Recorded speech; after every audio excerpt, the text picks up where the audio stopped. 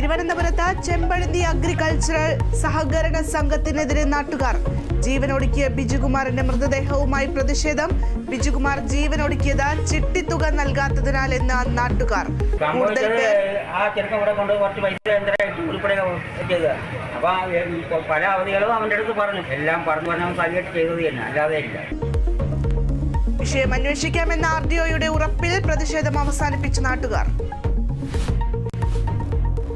കരുവന്നൂർ കേസിലെ ED നീക്കത്തിനെതിരെ CPIM-ന്റെ സ്വത്ത് കണ്ടുകെട്ടാനുള്ള നീക്കം രാഷ്ട്രീയ പ്രേരിതമെന്ന സംസ്ഥാന സെക്രട്ടറി MV ഗോവിന്ദൻ. EDയെ നിയമപരമായും രാഷ്ട്രീയപരമായും നേരിടുമെന്നും CPIM സംസ്ഥാന സെക്രട്ടറി.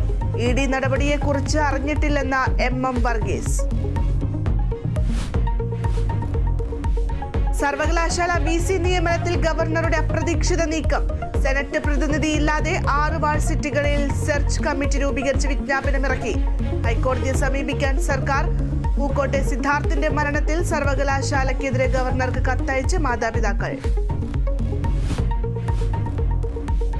കണ്ണൂർ ധർമ്മടത്ത് 14കാരൻ തൂങ്ങി മരിച്ച നിലയിൽ. മരിച്ചത് ബ്രണ്ണൻ ഹയർ സെക്കൻഡറി സ്കൂൾ വിദ്യാർത്ഥി KK Adil.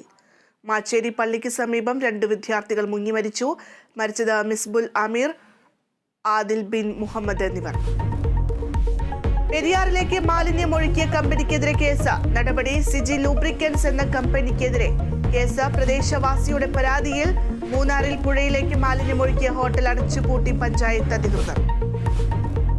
Kerala vision news big impact. Vyttila hub റോഡിലെ കുഴി അടച്ച അധികൃതർ. റോഡിലെ ശോചനീയാവസ്ഥ വാർത്തയാക്കിയിരുന്നു കേരള വിഷൻ. ഇതിന് പിന്നാലെ നടപടി.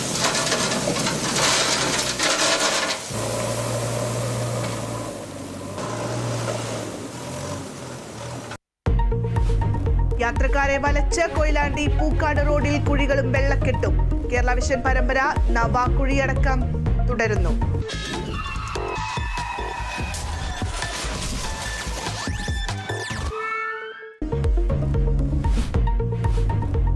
T20 ലോകകപ്പിൽ ഇന്ന് കലാശ പോരാട്ടം. ഇന്ത്യ ദക്ഷിണാഫ്രിക്കയെ നേരിടും. മത്സരം രാത്രി 8-ന് കെൻസിംഗ്ടൺ ഓവലിൽ.